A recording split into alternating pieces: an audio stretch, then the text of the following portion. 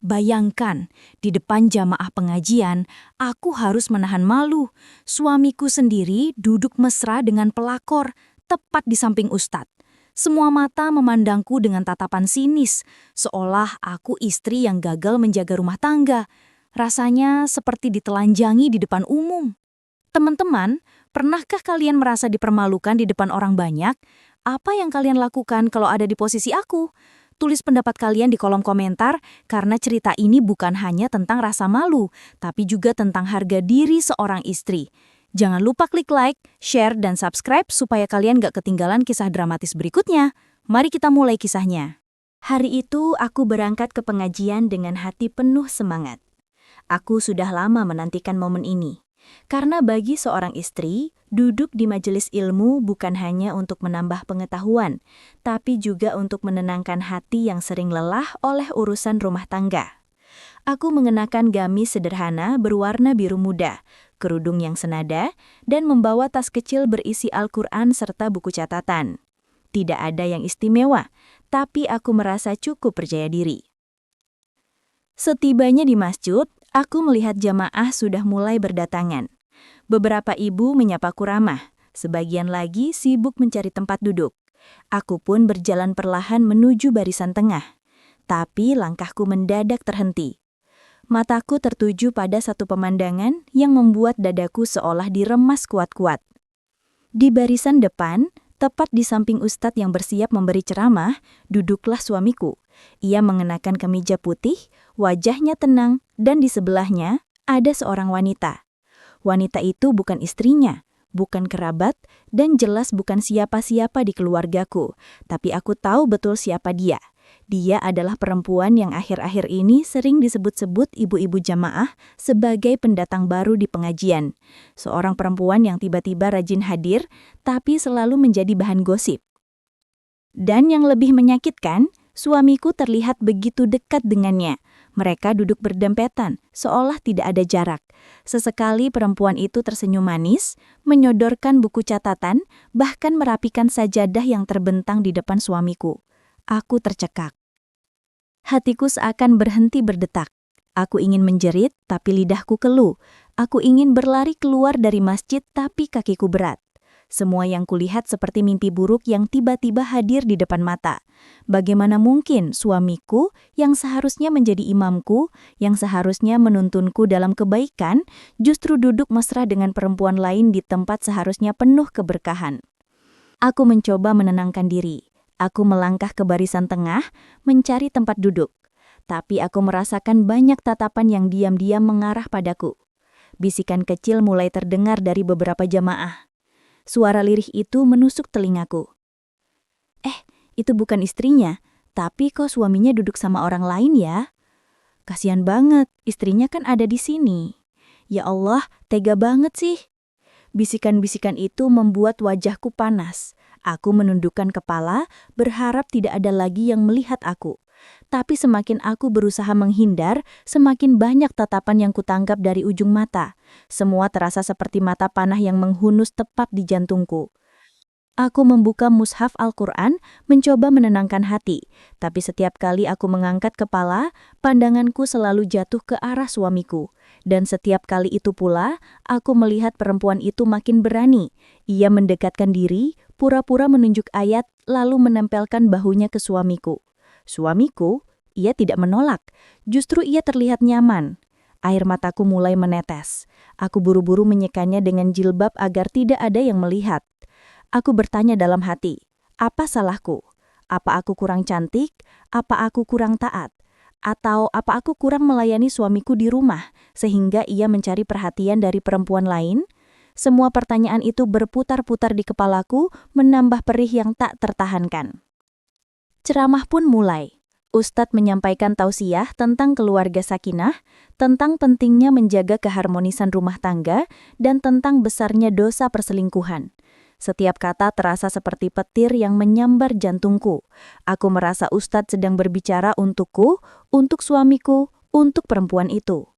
Beberapa jamaah menoleh ke arah mereka, lalu menoleh lagi ke arahku. Aku tahu apa arti tatapan itu. Mereka kasihan sekaligus heran. Aku yang sah sebagai istri justru harus menelan pil pahit dipermalukan di depan umum. Aku menunduk semakin dalam, berusaha menahan tangis, tapi air mata terus mengalir meski kutahan sekuat tenaga. Aku merasa seperti seorang tahanan di pengadilan, dipermalukan di depan banyak saksi tanpa bisa membela diri. Di dalam hatiku aku berkata lirih, "Ya Allah, kuatkanlah aku. Jangan biarkan aku hancur di depan semua orang. Jika ini adalah ujianmu, aku mohon beri aku kekuatan untuk menanggungnya." Namun doa itu tak mampu menghapus rasa sakit, karena kenyataannya suamiku masih duduk di sana, di samping perempuan itu, seolah ia sudah melupakan aku yang sah menjadi pendamping hidupnya. Hari itu, di awal pengajian, aku belajar satu hal, bahwa rasa malu bisa lebih menyakitkan daripada luka fisik, bahwa pengkhianatan bisa datang kapan saja, bahkan di tempat suci, bahkan di hadapan ustadz yang sedang belajar tentang iman dan takwa. Aku tak tahu apa yang akan terjadi setelah ini, tapi yang pasti, sejak hari itu, hidupku tidak lagi sama. Pengajian terus berlangsung. Suara ustadz terdengar jelas, membahas tentang keutamaan menjaga lisan, tentang bagaimana fitnah bisa merusak keharmonisan keluarga, juga tentang dosa besar bagi orang yang menghancurkan rumah tangga orang lain. Kata-kata itu seharusnya menenangkan, tapi bagiku terasa seperti pisau yang menusuk hati. Aku duduk di barisan tengah, menundukkan kepala. Namun telingaku justru menangkap suara-suara lain. Suara-suara itu tidak berasal dari ustadz, melainkan dari ibu-ibu jamaah yang duduk tak jauh dariku. Mereka berbisik-bisik, tapi cukup keras untuk kudengar. Kamu lihat nggak? Itu suaminya Simba itu kok duduknya nempel banget sama perempuan lain? Iya, astagfirullah. Padahal istrinya ada di sini loh, duduk sendirian. Kasian banget ya, kalau aku jadi dia, mungkin langsung pulang nangis di rumah. Aku menutup telingaku dengan jilbabku, pura-pura fokus ke mushaf. Api suaranya tetap saja menembus pertahanan hatiku. Bisikan gosip itu seperti bara api yang dilemparkan ke dalam dadaku. Aku ingin berdiri, ingin berteriak, agar mereka berhenti membicarakanku. Tapi aku sadar, semua itu hanya akan menambah rasa malu. Aku memilih diam, menahan air mata, menundukkan kepala semakin dalam. Sementara itu, pelakor di samping suamiku semakin berani. Ia pura-pura membuka catatan, lalu menunjukkannya ke suamiku. Membuat tubuh mereka semakin dekat. Aku melihat jelas, meski dari kejauhan. Sesekali pelakor itu tertawa kecil, menyentuh lengan suamiku, dan suamiku, ia membiarkannya. Beberapa jamaah yang duduk di belakangku mulai ikut berkomentar. "Lihat deh, mereka kayak nggak punya malu, ini kan tempat ibadah." Dasar perempuan penggoda, mana berani banget duduk di samping ustadz, padahal suami orang.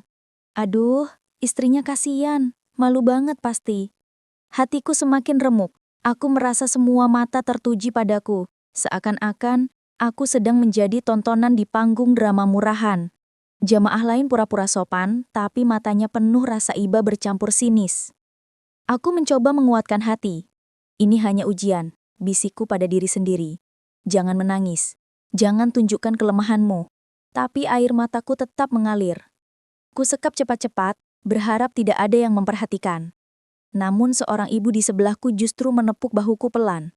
"Sabar ya Bu," katanya lirih. "Kalau saya jadi ibu, mungkin udah nggak tahan." Aku hanya bisa mengangguk, meski dalam hati aku ingin berteriak.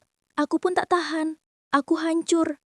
Suasana pengajian semakin terasa berat. Ustadz melanjutkan ceramahnya, menyampaikan ayat-ayat tentang larangan berzina, tentang bagaimana setan masuk ke dalam hati manusia lewat hawa nafsu. Setiap kalimat Ustadz seakan ditujukan pada suamiku dan pelakor itu. Tapi anehnya, mereka terlihat tenang-tenang saja. Pelakor di samping suamiku semakin jadi-jadi. Ia membetulkan jilbabnya, lalu pura-pura menunduk manis, seolah ingin menunjukkan pada jamaah bahwa ia wanita baik-baik. Padahal semua orang tahu, apa yang dilakukannya sangat memalukan. Gosip di belakang semakin ramai.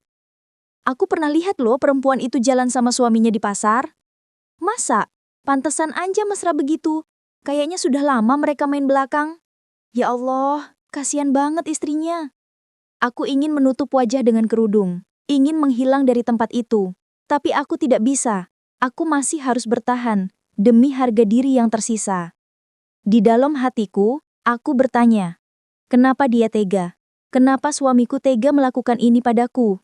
Di rumah dia selalu bicara soal agama, soal sabar, soal ikhlas. Tapi kenyataannya, dia menusukku dari belakang, di depan banyak orang. Aku menggenggam Al-Quran di pangkuanku dengan erat, berusaha menenangkan diri. Namun tangan ini bergetar hebat. Aku merasa seperti kapal yang terombang-ambing di tengah badai. Tiba-tiba, suara Ustadz terdengar lebih lantang. Hati-hati dengan perbuatan maksiat. Bahkan mesra dengan yang bukan mahramnya di tempat umum itu bisa jadi fitnah besar.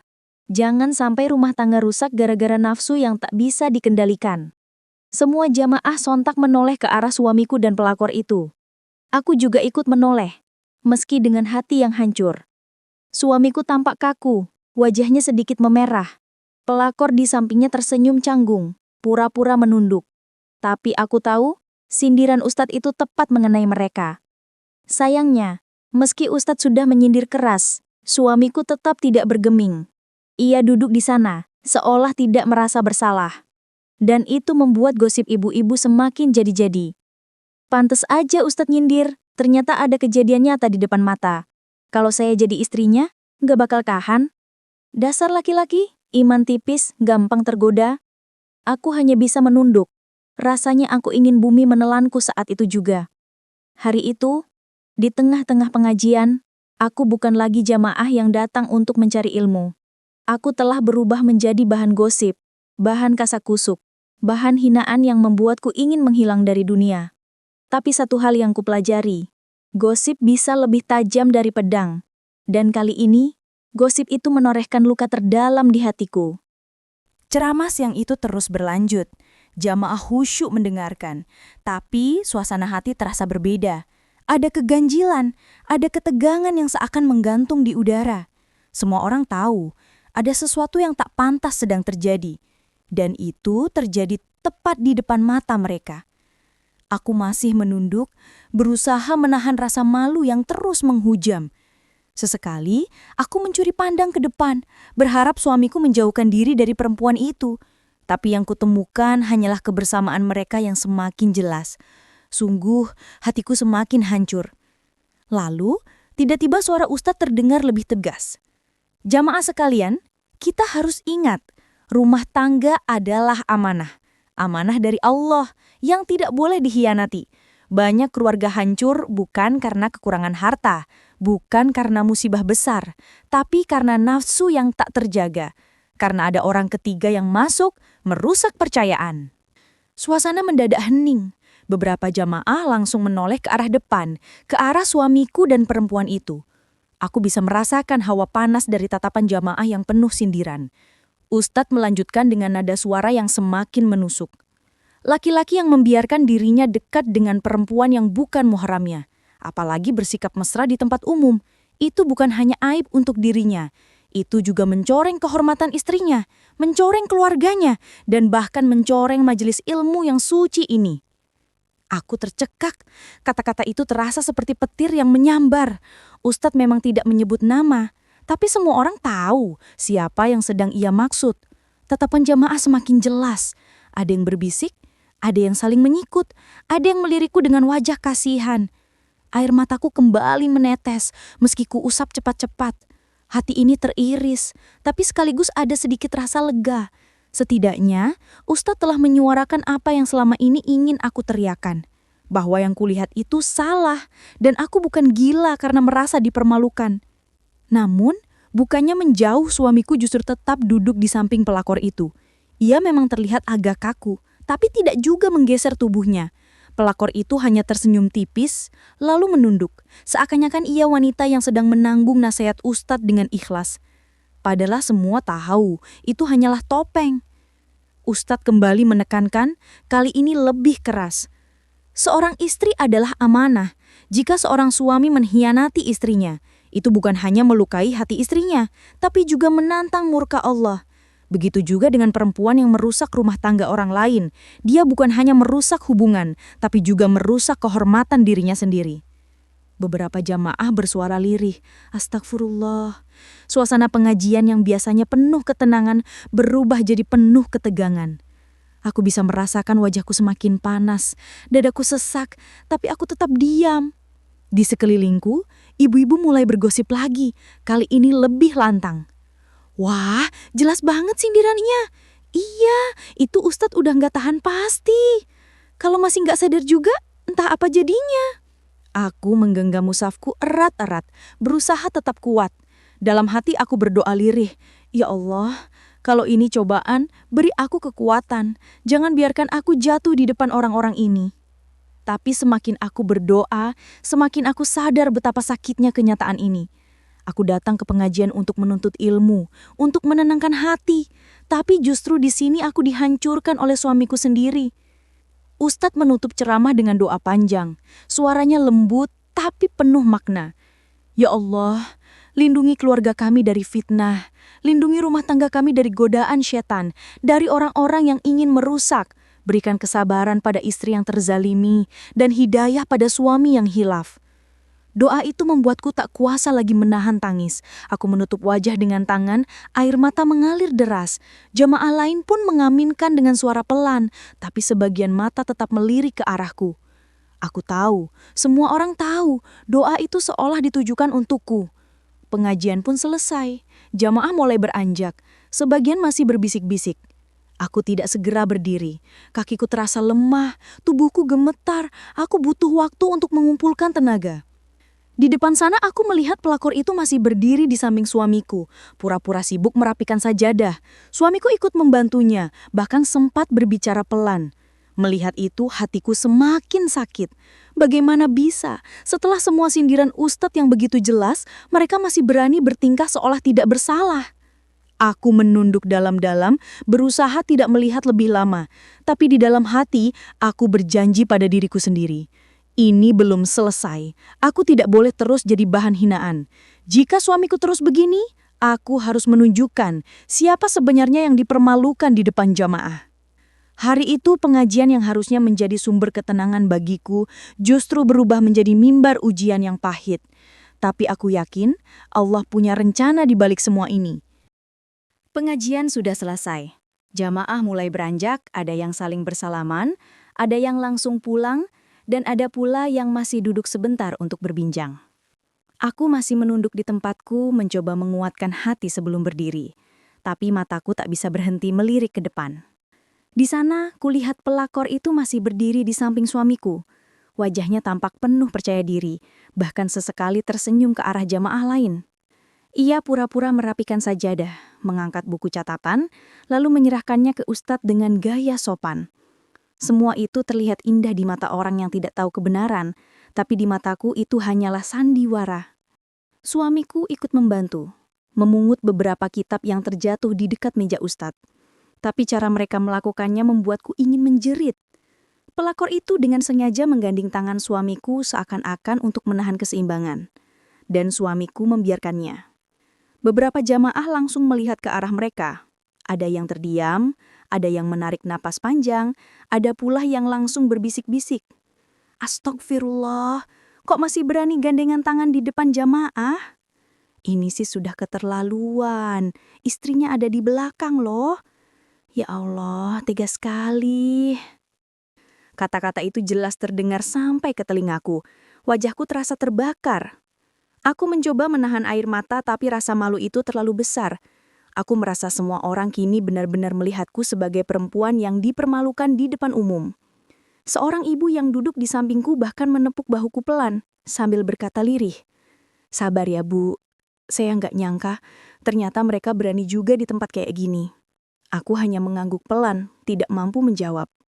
Lalu tiba-tiba, terdengar suara keras dari salah satu ibu jamaah yang terkenal suka bicara belak-belakan. Mbak, itu suami orang. Jangan seenaknya gading-gading tangan. Semua jamaah yang masih ada di dalam masjid sontak menoleh. Suasana yang tadi tenang berubah riuh. Suamiku langsung terdiam, wajahnya pucat. Pelakor itu tersenyum kaku, pura-pura melepaskan tangannya, tapi sudah terlambat, semua orang sudah melihat.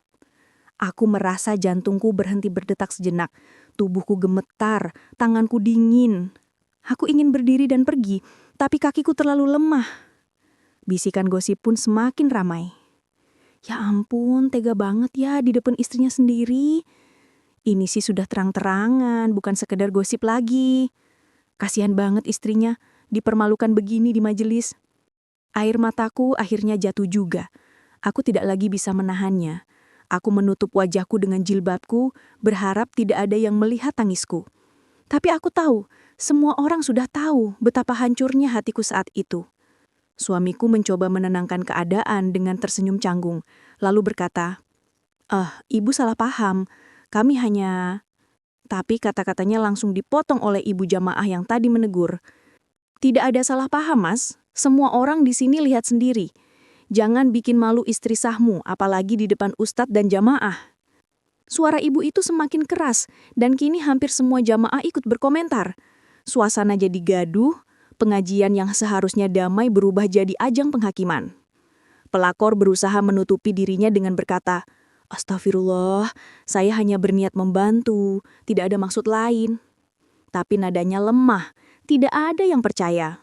Jamaah tetap menatapnya dengan sinis. Aku masih menunduk, tapi hatiku sedikit lega. Setidaknya ada yang berani membelaku. Meski aku sendiri belum berkata apapun, orang-orang sudah melihat siapa yang benar dan siapa yang salah. Ustadz yang tadi berceramah pun akhirnya angkat bicara. Dengan nada tegas, beliau berkata, "Saudara-saudara, ini rumah Allah. Jangan kotori dengan perbuatan yang tidak pantas. Jika ada yang bersalah, segera bertobat. Jangan sampai satu kesalahan kecil menjadi fitnah besar yang merusak rumah tangga dan nama baik keluarga." Kata-kata itu membuat suasana hening sejenak. Suamiku menunduk dalam, pelakor juga ikut diam, tapi bagi jamaah, semua sudah jelas. Mereka tahu siapa yang salah, dan mereka tahu siapa yang menjadi korban penghinaan di hari itu. Aku duduk dengan dada bergetar, merasakan campuran antara malu, sakit hati, tapi juga rasa lega. Malu karena aku dipermalukan di depan jamaah. Sakit hati karena suamiku sendiri yang menancapkan luka itu. Tapi lega karena akhirnya kebenaran mulai terlihat. Hari itu, aku belajar bahwa terkadang kebenaran tidak perlu selalu kita teriakan. Ada saatnya orang lain yang akan melihat dan menegur dengan sendirinya. Dan ketika itu terjadi, orang yang selama ini meremehkan kita akan dipermalukan oleh perbuatannya sendiri. Namun meski pelakor dan suamiku sudah jadi bahan cibiran, hatiku tetap hancur. Aku masih merasa dipermalukan dan luka itu mungkin akan lama sembuhnya. Suasana masjid masih riuh. Jamaah berkerumun, sebagian menggelengkan kepala, sebagian lagi berbisik-bisik sambil melirik ke arah suamiku dan perempuan itu. Wajah mereka berdua pucat, tapi masih berusaha menutupi rasa malu dengan senyum kaku. Aku masih duduk di tempatku, menunduk, air mata sudah membasahi kerudungku. Rasanya seluruh harga diriku hancur berkeping-keping. Namun, aku tidak menyangka Allah ternyata masih menyiapkan kejutan di hari itu. Ketua DKM Masjid, seorang bapak paruh baya yang dihormati jamaah, tiba-tiba maju ke depan. Suaranya lantang, penuh wibawa. "Cukup, ini sudah terlalu memalukan. Mas, kamu sadar tidak apa yang kamu lakukan? Di depan istrimu, di depan jamaah, di depan ustadz pula. Apa kamu kira Allah tidak melihat?" Semua jamaah terdiam. Suamiku menunduk dalam, tak mampu membalas. Pelakor di sampingnya mencoba bicara. "Pak, maaf, saya tidak." Tapi ketua DKM langsung menatap tajam. "Tidak usah beralasan.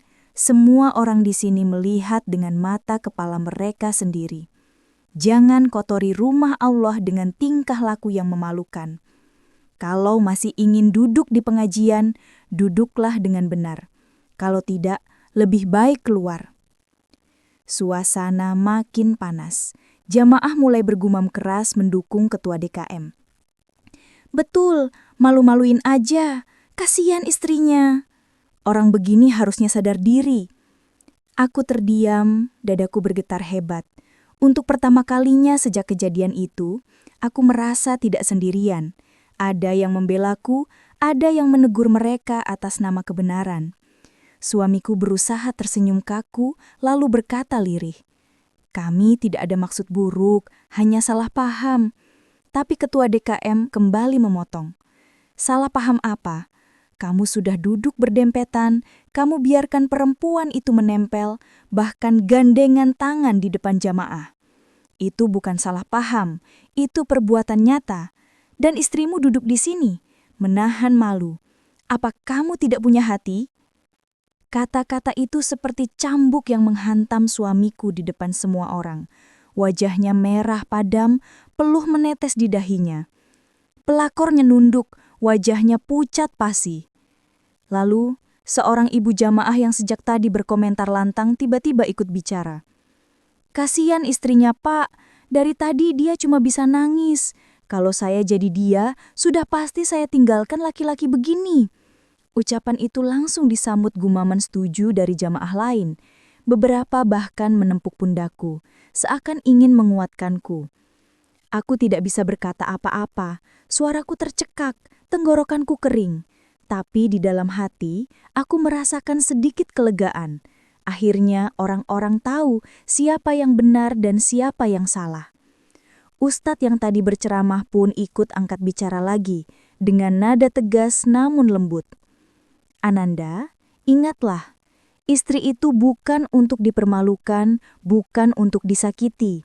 Kalau kau tidak bisa menjaga amanahmu, berarti kau menentang perintah Allah. Dan engkau, nak, perempuan muda, jangan pernah mau menjadi penyebab hancurnya rumah tangga orang lain. Dunia ini sementara, tapi balasan Allah pasti." Kalimat itu membuat suasana semakin hening. Semua jamaah terdiam, merenungkan ucapan Ustadz, tapi pandangan mereka tetap mengarah ke suamiku dan pelakor. Suamiku menunduk semakin dalam, pelakor mencoba menutup wajahnya dengan jilbabnya.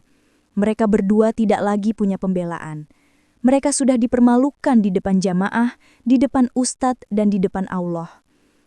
Aku menarik nafas panjang, air mataku masih mengalir, tapi kali ini bukan hanya karena sakit hati, melainkan juga karena lega. Aku tidak perlu berteriak, tidak perlu mengungkapkan apapun. Allah sendirilah yang membelaku melalui lisan para jamaah, melalui ketegasan ketua DKM, dan melalui nasihat Ustadz. Ketika jamaah mulai bubar, banyak yang mendekat padaku. Mereka menepuk bahuku, memberi kata-kata penguat. "Sabar ya, Bu. Allah bersama orang yang sabar. Ibu kuat sekali, kalau saya mungkin sudah pingsan. Kami doakan semoga ibu diberi kekuatan." Aku hanya bisa tersenyum pahit, membalas dengan anggukan kecil. Dalam hati aku berkata, "Ya Allah, terima kasih. Meski aku dipermalukan, Engkau tunjukkan juga siapa yang sebenarnya hina di hadapan banyak orang." Hari itu, aku tidak hanya belajar tentang rasa sakit, aku juga belajar bahwa kadang Allah punya cara sendiri untuk membalas orang yang menzalimi kita. Dan balasan itu bisa datang seketika, bahkan di tempat yang paling tidak terduga. Suamiku dan pelakor mungkin bisa bersembunyi di balik alasan, tapi hari itu mereka dipermalukan oleh perbuatan mereka sendiri. Dan aku, meski masih terluka, aku berdiri sebagai istri yang sah, yang tetap Allah jaga kehormatannya di depan banyak orang.